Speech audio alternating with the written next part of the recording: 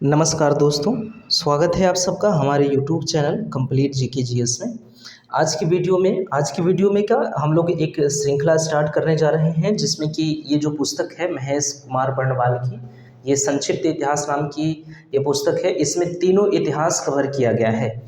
तीनों क्या, विश्व इतिहास भी इसमें कवर किया गया है। इसमें प्राचीन इतिहास, मध्यकालीन इतिहास और आधुनिक इतिहास के अलावा विश्व के इतिहास को भी कवर किया गया है। तो हम लोग कुल मिला के तीन इतिहास को, जो कि भारत के इतिहास है, भारत के इतिहास का जो तीनों कालखंड है उसको कवर करेंगे हम लोग इन्हीं की पुस्तक के माध्यम से।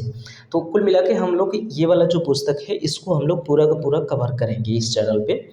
तो हम लोग स्टार्ट करेंगे पहले लेसन की तरफ से। पहला जो हम लोगों का अध्याय है उसका नाम है ऐतिहासिक स्रोत। तो ऐतिहासिक स्रोत से भी हमारे सामने प्रश्न पूछे जाते हैं परीक्षाओं में, तो उसको हम लोग देखते हैं कि इनमें से कौन कौन सी चीज़ें महत्वपूर्ण होती हैं। कुछ चीज़ें मिलेंगी जो गैर महत्वपूर्ण होंगी, तो उसको हम लोग स्किप करेंगे, लेकिन पढ़ेंगे उसको भी। ठीक है। तो सबसे पहले इसमें हम लोग देखेंगे पुरातात्विक स्रोत, क्योंकि जब हम लोग स्रोतों की बात करते हैं तो तीन प्रकार के स्रोत हम लोगों के सामने देखने को मिलते हैं। तो इतिहास में अगर हम लोग स्रोत की बात करेंगे तो भारतीय इतिहास को जानने के लिए तीन प्रकार के स्रोत का प्रयोग किया जाता है। ठीक, एक तो होता है क्या, ये होता है पुरातात्विक स्रोत। ठीक, पुरातात्विक। एक होता है साहित्यिक और एक अलग से रखा जाता है विदेशी विवरण। क्या कहा जाता है? विदेशी विवरण। ठीक है। तो ये इस प्रकार से तीन प्रकार के स्रोत हमें मिलते हैं भारतीय इतिहास को जानने के लिए, या फिर किसी भी देश के इतिहास को जानने के लिए मुख्यतः यही तीन स्रोत आपको देखने को मिलेंगे। ठीक है। तो हम इस चीज़ को, चूँकि साहित्यिक स्रोत भी विदेशी विवरण के अंतर्गत, या इसको साहित्यिक स्रोत के अंतर्गत हम लोग रख सकते थे, लेकिन अलग करके पढ़ा जाता है तो हम लोग भी अलग करके ही देखेंगे, क्योंकि जो विदेशी विवरण है ये भी साहित्य के रूप में ही हमें प्राप्त होते हैं। पुरातात्विक स्रोत क्या होते हैं कि जो प्राचीन काल में, या फिर जिस इतिहास के बारे में हम लोग पढ़ना चाहते हैं, जिस काल के, मान लीजिए कि सिंधु घाटी सभ्यता के बारे में हम लोग क्या कर रहे हैं, पढ़ना चाहते हैं, तो सिंधु घाटी सभ्यता के लोगों द्वारा जो वहाँ पे प्रयोग की गई जो वस्तुएं हैं, वो वस्तुएं क्या हैं, कहीं कहीं दबी मिली हुई है। मतलब कि कोई टीला है, टीला की खुदाई हुई है, उस खुदाई से जो वस्तुएं प्राप्त हुई हैं, उस वस्तुओं के आधार पे हम क्या करते हैं, सिंधु घाटी सभ्यता के लोगों के जीवन के बारे में हम लोग जानने का प्रयास करते हैं। तो ये क्या है, ये जो वस्तुएं हैं, इन वस्तुओं को पुरातात्विक स्रोत कहा जाता है। तो ये भी लाया जाता है इतिहास को जानने के स्रोत के अंतर्गत रखा जाता है इसको। दूसरा जो है साहित्यिक स्रोत है, ये तो लिखा पढ़ा गया है, तो इसको जान के पढ़ के क्या किया जाता है, वहाँ के इतिहास के बारे में जाना जाता है। तो सबसे पहले वही चीज़ हम लोगों के सामने इस पुस्तक में देखने को मिल रहा है, वो क्या है, साहित्यिक स्रोत, मतलब पुरातात्विक स्रोत। सबसे पहले पुरातात्विक स्रोत मिल रहा है। इसमें क्या कह रहा है कि किसी देश अथवा स्थान का इतिहास जानने के लिए उचित ऐतिहासिक विश्लेषण में पुरातात्विक साक्ष्यों व स्रोतों की अति महत्वपूर्ण भूमिका होती है।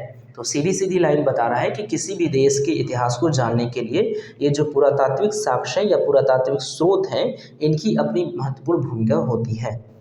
इसके आगे जो बताया जा रहा है, पुरातात्विक साक्ष्य कौन कौन से होते हैं, इसके अंतर्गत जैसे अभिलेख आ जाएंगे, सिक्के आ जाएंगे, स्मारक आएंगे, भवन, मूर्तियाँ, बर्तन व अन्य वस्तु इसके अंतर्गत आते हैं। ये पाए कहाँ जाते हैं, ये संभावित प्राचीन टीलों की खुदाई करके प्राप्त किए जाते हैं। संभावित शब्द यहाँ पे इसको छोड़ देंगे अगर तो भी सही है। संभावित का मतलब ये है कि जहाँ पे आपको अगर कहीं टीला दिखा है और संभावना है कि यहाँ पे क्या हो, कोई चीज़ दबी छुपी मिल जाए, किसी सभ्यता का अवशेष मिल जाए, तो उस टीले की खुदाई करके इन चीज़ों को प्राप्त किया जाता है। कभी कभी बिना खुदाई किए भी ये सारी चीज़ें मिल जाएंगी। तो ये सारी चीज़ें क्या है, ये हमें पुरातात्विक स्रोत के अंतर्गत ये हम लोग इसको रखते हैं। ठीक, आगे अगर बढ़ें तो टीला किसको कहा जाता है ये बताया जा रहा है यहाँ पे। टीला धरती की सतह के उभरे हुए भाग को कहते हैं, जिसके नीचे पुरानी बस्तियों के अवशेष विद्यमान रहते हैं। ये कई प्रकार के हो सकते हैं, जैसे कि एकल सांस्कृतिक, मुख्य सांस्कृतिक और बहुसांस्कृतिक। तो इस प्रकार के टीले हो सकते हैं। इधर की चीज़ें ज़्यादा महत्वपूर्ण नहीं है, लेकिन ऐतिहासिक स्रोत, ये जो लेशन है ऐतिहासिक स्रोत, इसी में आगे चल के बेहद महत्वपूर्ण चीज़ें मिलेंगी जो कि एग्जाम में पूछे जाते हैं। टीले की खुदाई दो तरह से की जाती है, एक तो अनुलंब और एक क्षैतिज। ठीक है, दो प्रकार से की जाती है। अनुलंब की जाती है, लंबवत यानी कि लंबवत की जाती है, गहराई में की जाएगी, ऐसे की जाएगी। और एक तो ऐसे की जाती है, क्षैतिज, या तो ऐसे की जाए या तो इधर से इधर, मतलब कि चौड़ाई में की जाएगी। दो प्रकार के खुदाई की जाती है। ठीक है, अनुलंब उत्खनन का अर्थ सीधी या फिर खड़ी या फिर लंबवत खुदाई करना है, जिससे कि विभिन्न संस्कृतियों का कालक्रमिक इतिहास उद्घाटित हो जाता है। तो ऐसे लंबवत करने से क्या होता है, उत्खनन करने से कालक्रम हम लोगों को मिल सकता है। कालक्रम जैसे कि पहले अगर यहाँ पे इस स्तर पे लंबवत खुदाई करने में इस स्तर पे अगर हमें अवशेष मिल जाते हैं पाषाण काल के, इस स्तर पे मिल जाते हैं हमें, मतलब इस स्तर पे हमें क्या मिलते हैं, हमें सिंधु घाटी सभ्यता मिल जाए और इस स्तर पे मिल जाए हमें क्या, पाषाण काल, तो हम अंदाज़ा लगा पाएंगे कि पाषाण काल पहले था। पाषाण काल क्या था, पहले था, और उसके बाद सिंधु घाटी सभ्यता थी, क्योंकि पाषाण काल नीचे है, पहले ही दब गया, सिंधु घाटी सभ्यता बाद में दबी। तो एक कालक्रम जो है वो निर्धारित हो पाता है इससे लंबवत खुदाई करने से। ठीक है, क्षैतिज उत्खनन का तात्पर्य पूरे टीले या उसके वृहद भाग की खुदाई करने से है। तो क्षैतिज टीले का मतलब कि क्षैतिज खुदाई का मतलब कि पूरा पूरा टीले का खनन हो जाएगा, या उसके आसपास के क्षेत्रों में भी ठीक ठाक खुदाई की जाएगी।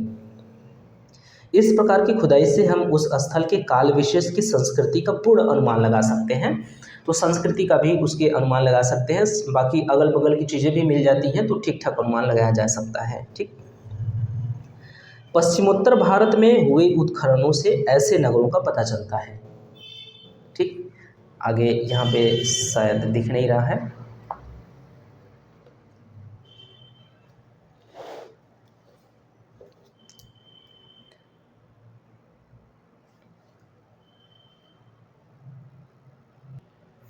आगे क्या है, आगे है कि पश्चिमोत्तर भारत में हुए उत्खननों से ऐसे नगरों का पता चलता है जिसकी स्थापना लगभग 2500 ईसा पूर्व हुई थी। तो पश्चिमोत्तर भारत में खुदाई करने से ये सारी चीज़ें देखिए जो पुस्तक में है, हम लोग तो इसको पढ़ के आगे निकल जा रहे हैं, लेकिन बहुत ज़्यादा महत्वपूर्ण चीज़ें नहीं हैं ये सब। ठीक, उसके बाद अगर हम लोग अगले पॉइंट की बात करें तो अगला पॉइंट है उत्खननों से हमें गंगा की घाटी में विकसित भौतिक संस्कृति के विषय में जानकारी मिलती है। इसके बाद क्या बताया जा रहा है कि भौतिक विषय यानी कि उत्खननों से हमें गंगा की घाटी में विकसित भौतिक संस्कृति के विषय में जानकारी मिलती है कि उस समय के लोग किस प्रकार की बस्तियों में रहते थे, उनका ढांचा कैसा था, वे किस प्रकार के मृदभांड को प्रयोग में लाते थे, किस प्रकार के घरों में रहते थे, भोजन में किन अनाजों का प्रयोग किया करते थे। तो ये सारी चीज़ें हमें प्राप्त होती हैं कहाँ से, ये उत्खनन से। ये किससे कैसे प्राप्त होती हैं, प्राप्त होती हैं उत्खनन से। किस क्षेत्र से, गंगा की घाटी से ये सारी चीज़ें हमें प्राप्त होती हैं कि वहाँ पे लोग किस प्रकार के घरों में रहते थे, किस प्रकार के भोजन करते थे, किस प्रकार के मृदभांड, किस प्रकार के औजार हथियार का प्रयोग किया करते थे। तो ये सारी जानकारी हमें मिलती है। इसके बाद हम लोग बात करें तो दक्षिण भारत के कुछ लोग मृत व्यक्ति के शव के साथ औजार, हथियार, मिट्टी के बर्तन आदि वस्तुएं कब्र में दफनाते थे तथा इसके ऊपर एक घेरे में बड़े बड़े पत्थर खड़े कर दिए जाते थे। ऐसे स्मारकों को महापाषाण या फिर मेगालिथ कहा गया। तो याद रखिएगा, ये जो दक्षिण भारत में हम लोग महापाषाण काल संस्कृति पढ़ा जाता है, जब इतिहास आप लोग पढ़ेंगे तो उसमें महापाषाण काल संस्कृति दक्षिण भारत के संदर्भ में पढ़ा जाता है।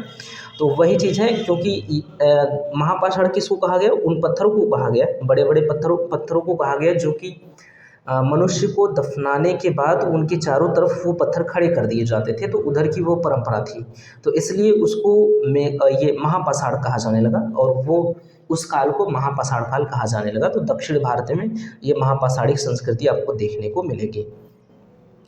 प्राचीन टीलों अथवा स्मारकों का उत्खनन करके वहाँ से प्राप्त सामानों व कलाकृतियों के आधार पर क्रमिक ऐतिहासिक विश्लेषण पुरातत्व विज्ञान यानी कि आर्कियोलॉजी कहलाता है। तो याद रखिएगा, आर्कियोलॉजी किसे कहते हैं, आर्कियोलॉजी कहा जाता है यानी कि जो पुरातात्विक स्रोत हैं उनका अध्ययन करना, पुरातात्विक साक्ष्यों का अध्ययन करना आर्कियोलॉजी यानी कि पुरातत्व विज्ञान कहलाता है। ठीक है। रेडियो कार्बन डेटिंग एक ऐसी विधि है जिसके द्वारा यह पता लगाया जाता है कि कोई वस्तु किस काल से संबंधित है। तो रेडियो कार्बन डेटिंग विधि से क्या होता है, किसी भी वस्तु का या किसी भी समय उसका सभ्यता का उसका टाइम पीरियड निर्धारित किया जाता है। ये जो रेडियो कार्बन या फिर कार्बन 14 जो है, कार्बन का रेडियोधर्मी यानी कि रेडियो एक्टिव या समस्थानिक, इसको आइसोटोप कहते हैं, होता है, जो सभी सजीव वस्तुओं में क्या होता है, विद्यमान रहता है। किसी प्राचीन वस्तु में विद्यमान C14 में आई कमी को मापकर उसके समय का निर्धारण किया जाता है। पौधों के अवशेषों का परीक्षण कर विशेषतः उसके परागों के विश्लेषण द्वारा जलवायु और वनस्पति का इतिहास जाना जाता है। पशुओं की हड्डियों का परीक्षण कर उनकी आयु का पहचान की जाती है तथा उसके पालतू होने एवं अनेक प्रकार के कार्य में लाए जाने का भी पता लगाया जाता है। रेडियो कार्बन डेटिंग विधि से पता चलता है कि राजस्थान और कश्मीर में कृषि का प्रचलन 7000 से 6000 ईसा पूर्व में भी था। तो ये सारी चीज़ें हमारी कंप्लीट होती हैं पुरातात्विक स्रोतों के संदर्भ में। बाकी पुरातात्विक स्रोत के संदर्भ में बहुत चीज़ें हैं, लेकिन जो ये पुस्तक है, इस पुस्तक में इतने ही चीज़ को शामिल किया गया है, तो हम लोग इतनी चीज़ को कवर करते हुए आगे बढ़ेंगे। ठीक है। आगे अगर हम लोग सिक्कों के बारे में बात करें तो इसमें दिया गया है कि सिक्कों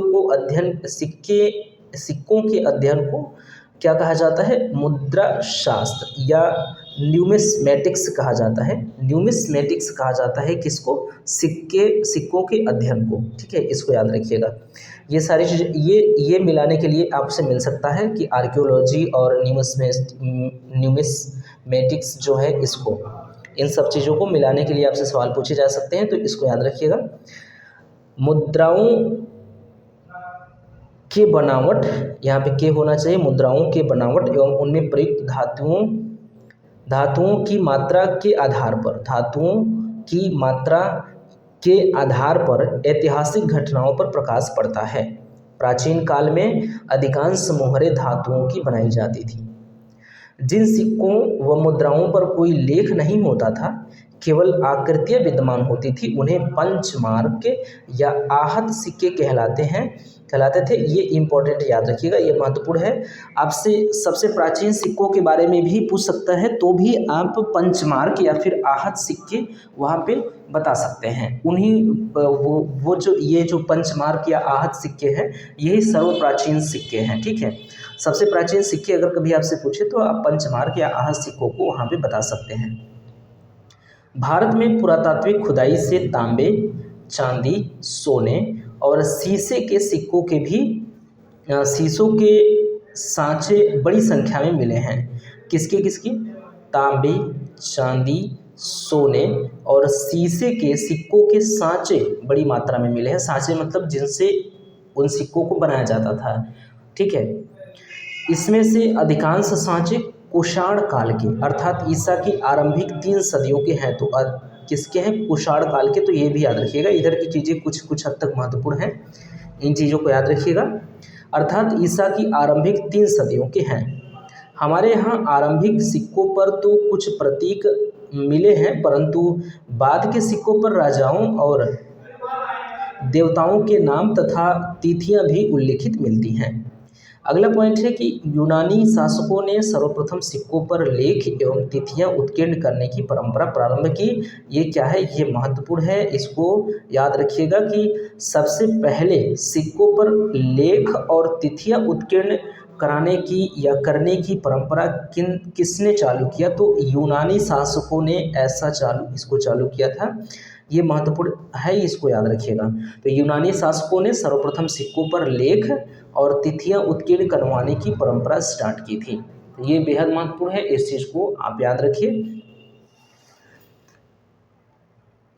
आगे क्या है कि सिक्कों का प्रयोग दान दक्षिणा, खरीद बिक्री और वेतन मजदूरी के भुगतान में होता था। इसलिए सिक्कों का आर्थिक इतिहास से अध्ययन में भी महत्वपूर्ण सिक्कों का आर्थिक इतिहास के अध्ययन में अपना महत्वपूर्ण योगदान है।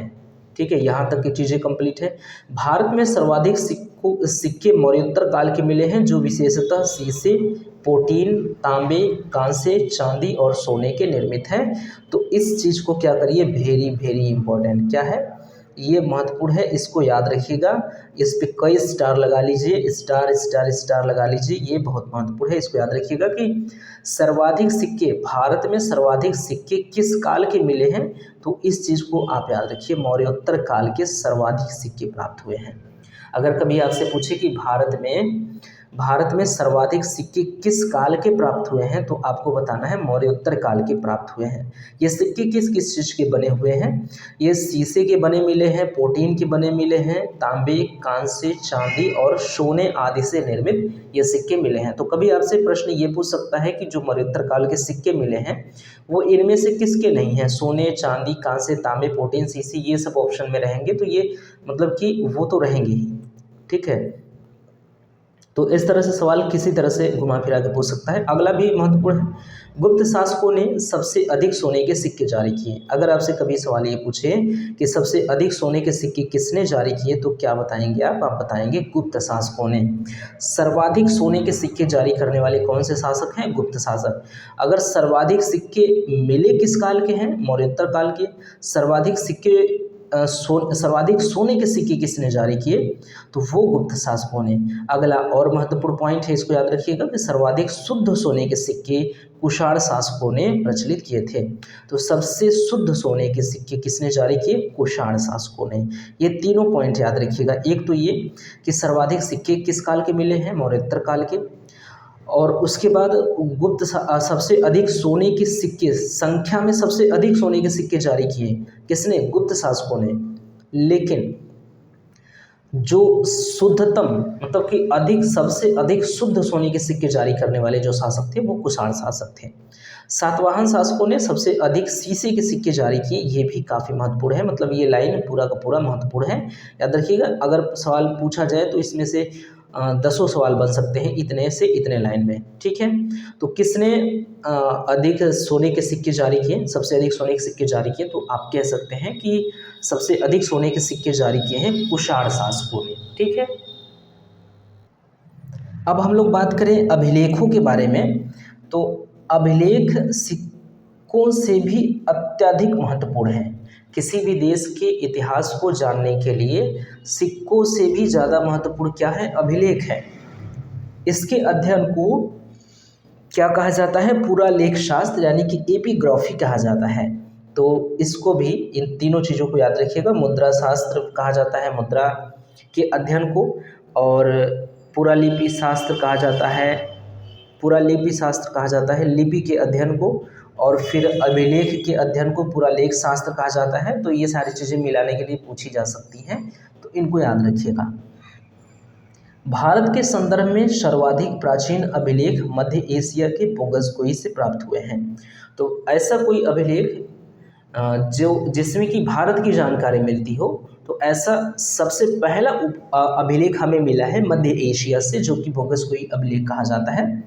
इस अभिलेख में इंद्र, वरुण, मित्र और नासत्य नामक वैदिक देवताओं के नाम मिलते हैं। तो इन चारों देवताओं के नाम आप याद रखेंगे, ठीक है। सवाल पूछ सकता है बजा के इस प्रकार से कि इनमें से कौन सी देवताएं जो हैं, देवताओं का उल्लेख बोगसगोई अभिलेख में नहीं है, या फिर दे सकता है कि इनमें से कौन है, कूट दे के दे सकता है कि इनमें से कौन कौन है या कौन कौन नहीं है। तो किसी भी तरह से सवाल बनाए जा सकते हैं।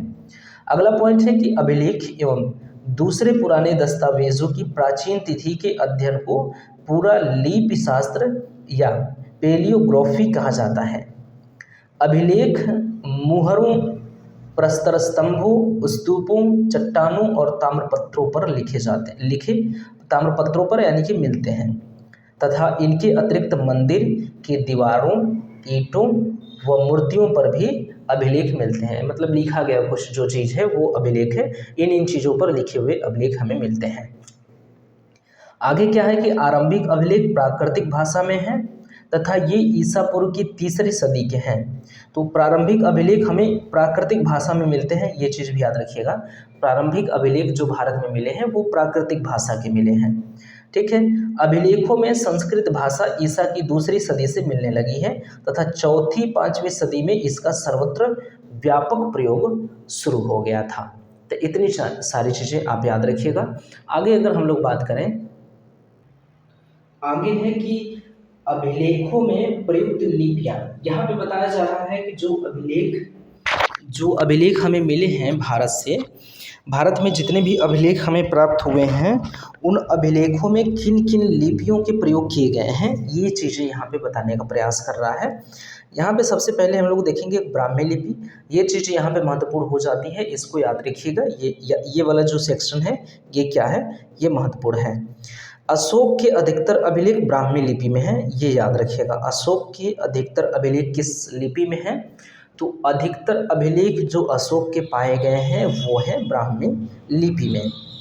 यह लिपि बाएं से दाएं लिखी जाती थी, ये भी याद रखिएगा, बाएं से दाएं लिखी जाती थी।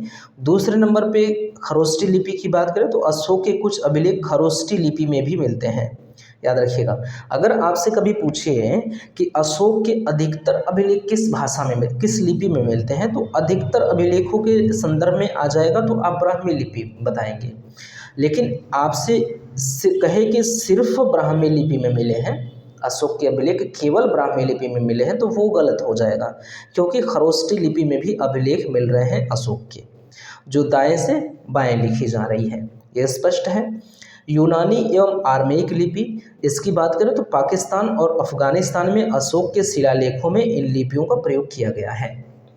तो कुल मिला के अधिकतर अभिलेख हमें ब्राह्मी लिपि में मिले हैं, लेकिन हम ये नहीं कह सकते कि सिर्फ ब्राह्मी लिपि में अशोक के अभिलेख मिले हैं, या फिर खरोष्टी लिपि में नहीं मिले हैं, या यूनानी लिपि में नहीं मिले हैं, या फिर आर्मेयिक लिपि में नहीं मिले हैं। सभी के सभी प्रकार की लिपियों में अशोक के अभिलेख हमें देखने को मिलते हैं, लेकिन अधिकतर अगर आपसे पूछे तो अधिकतर ब्राह्मी लिपि में मिलते हैं। तो चीज़ें स्पष्ट हैं, ठीक है।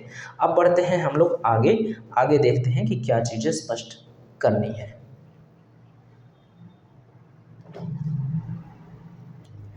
आगे है कि मौर्य सम्राट अशोक के अनेक अभिलेख देश के विभिन्न भागों से मिले हैं, जिनसे उनके साम्राज्य की सीमा, धम्म और शासन नीति पर प्रकाश पड़ता है। तो ये अशोक के अभिलेखों के बारे में बताया जा रहा है।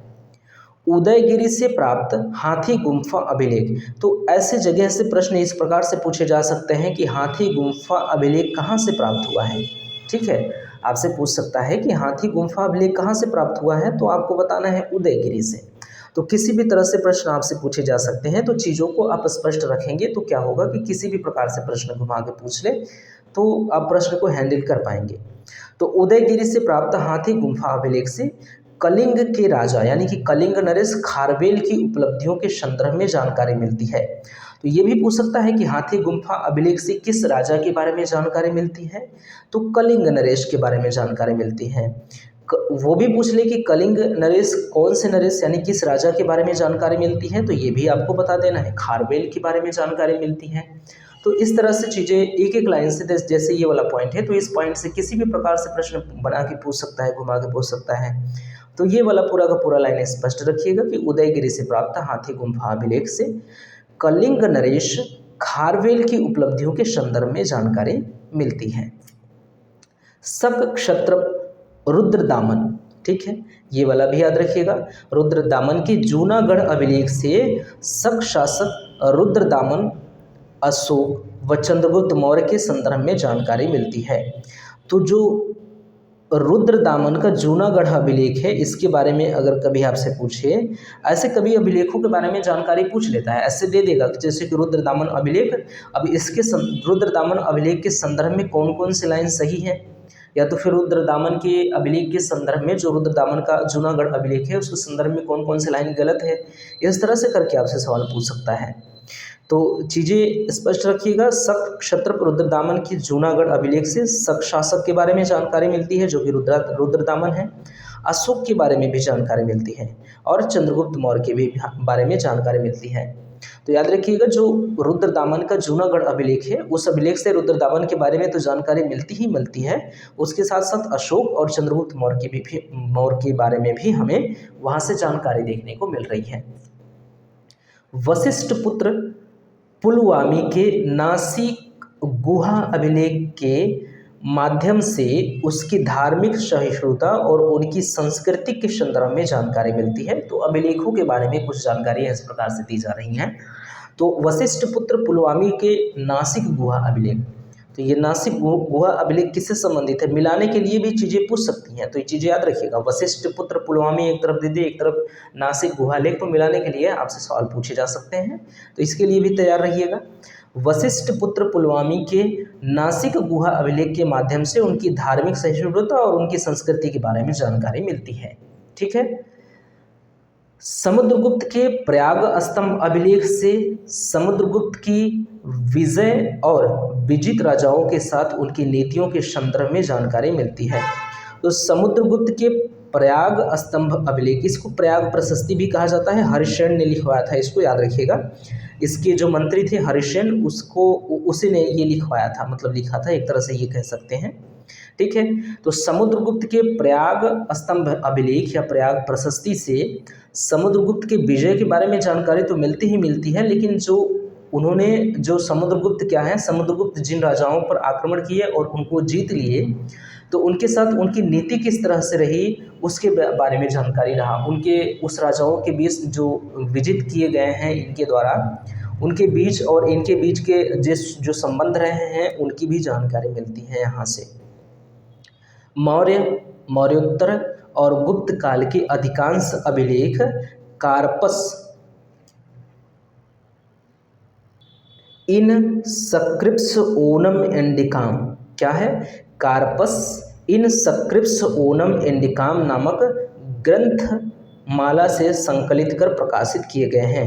तो याद रखिएगा, मौर्य काल, मौर्योत्तर काल और गुप्त काल के अधिकांश अभिलेख, गुप्त का इन तीनों काल के, मौर्य, मौर्योत्तर, गुप्त काल के जो अधिकांश अभिलेख हैं उनको क्या किया गया है, उनको एक ग्रंथमाला के रूप में, मतलब कि जैसे एक तरह से मान लीजिए कि ये क्या है, एक माला है, इसमें मौर्य, मौर्योत्तर और गुप्त काल के अभिलेखों को गुह दीजिए, एक ये अभिलेख, एक ये अभिलेख, एक ये अभिलेख, एक ये अभिलेख, तो पूरा का पूरा एक गुच्छा बना दीजिए। इस गुच्छे को क्या कहा गया, इस गुच्छे को कहा गया कार्पस इन सकृप्स ओनम इंडिकारम, ये इसका नाम दिया गया। तो ये महत्वपूर्ण चीज़ है, याद रखिएगा कि मौर्य, मौर्योत्तर और गुप्त काल के अभिलेखों को एक क्या दिया गया, ग्रंथमाला का रूप दिया गया, मतलब कि एक ग्रंथ के रूप में संकलित किया गया, ये बनाया गया।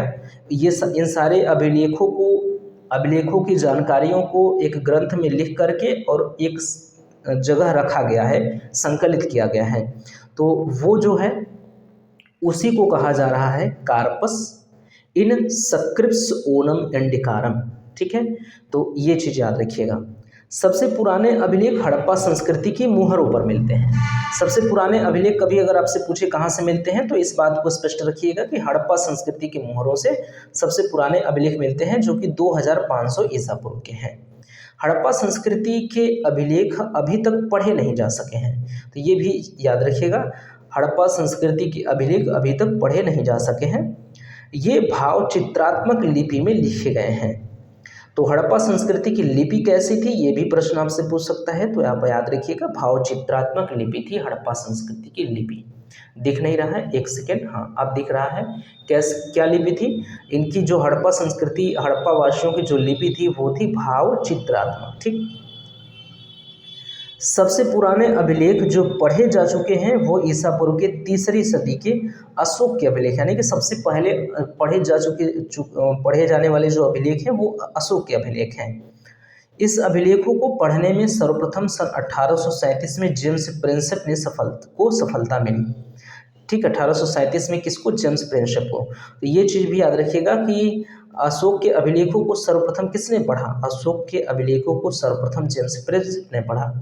अशोक के अभिलेख को सर्वप्रथम कब पढ़ा गया, तो अशोक के अभिलेख को सर्वप्रथम पढ़ा गया 1837 में। ठीक है, जो उस समय बंगाल में ईस्ट इंडिया कंपनी की सेवा में ऊंचे पद पर कार्यरत थे। ठीक है, तो यहाँ पे हमारा जो आधे घंटे का समय है वो समाप्त होता है। तो अब हम लोग क्या करेंगे, पुरातात्विक स्तंभ अभिलेख व उसके स्थान कहाँ कहाँ से मिले हैं, किस राजा से संबंधित है, ये सारी जानकारी यहाँ पे दी गई है। तो इसके बारे में हम लोग कल के वीडियो में चर्चा करेंगे। आज आधे घंटे का समय हम लोगों का बीत चुका है, हमारा समय यहाँ पे समाप्त होता है। तो आप इस श्रृंखला में बने रहिए, इस श्रृंखला में पूरे के पूरे इस पुस्तक को कवर किया जाएगा। इसके अलावा भी क्या करेंगे हम लोग कि जैसे परीक्षावाड़ी की एक पुस्तक आती है, उसमें भी कई विषयों के वो जो प्रकाशन है, जो पब्लिकेशन है परीक्षावाड़ी, वो बौद्धिक प्रकाशन है। तो वो उस पब्लिकेशन की पुस्तकें भी आती हैं, उस पब्लिकेशन की भी पुस्तकें आती हैं जो कि कॉम्पिटिटिव एग्जाम के लिए महत्वपूर्ण पुस्तकों की श्रेणी में उसको भी रख सकते हैं। तो उस पुस्तक को भी कवर किया जाएगा। बाकी एस.के. पांडे जी की इतिहास की पुस्तक है, बिपिन चंद्रा है और स्पेक्ट्रम है। उसके अलावा जो इतिहास, भूगोल, विज्ञान, अर्थशास्त्र, पॉलिटी, ये सारी विषयों की जो पुस्तकें हैं जो मार्केट में चल रही हैं, जो कि परीक्षा के दृष्टि के जो प्रतिस्पर्धी परीक्षाएं हैं, उन परीक्षाओं के दृष्टिकोण से जो महत्वपूर्ण पुस्तकें हैं, उन सभी पुस्तकों को इस चैनल पे क्या किया जाएगा, कवर किया जाएगा। साथ ही साथ करंट अफेयर को भी कवर किया जाएगा कुछ समय में। तो आप हमारे चैनल पे बने रहिए, मिलते हैं अगले वीडियो में, तब तक के लिए धन्यवाद।